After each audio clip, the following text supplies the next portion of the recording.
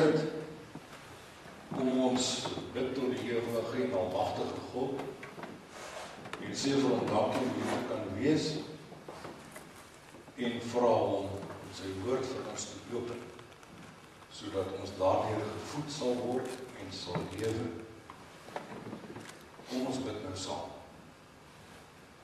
Ewige en almagtige God,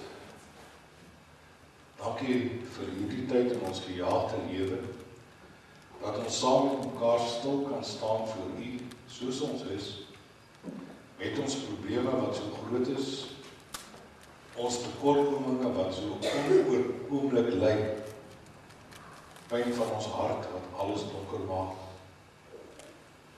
maar ook met vreugde en dankbaarheid om te kan lewe, om hierdie nuwe dag te mag beleef. Dankie dat U ons gemaak het.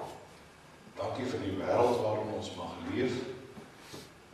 Dankie vir mense wat ons lief het en vir wie ons lief kan wees.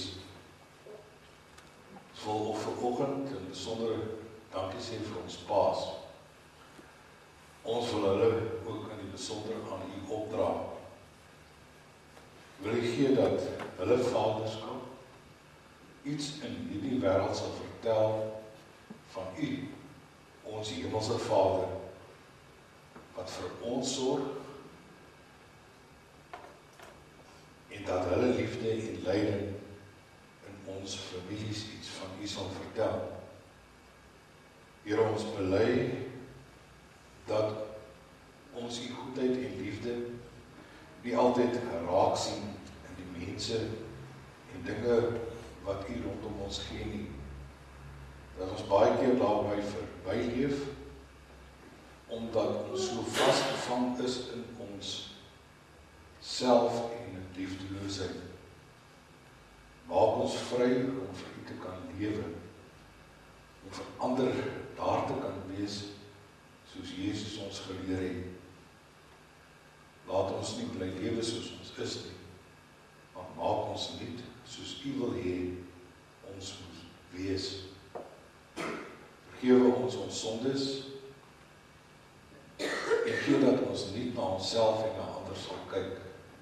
Nie sal kyk na ons pa wees, nie sal kyk na ons huisgesinne, mekaar sal raak sien, soos Jesus ons raak gesien het en dit vir ons moontlik gemaak het om nuut en anders te gaan lewe.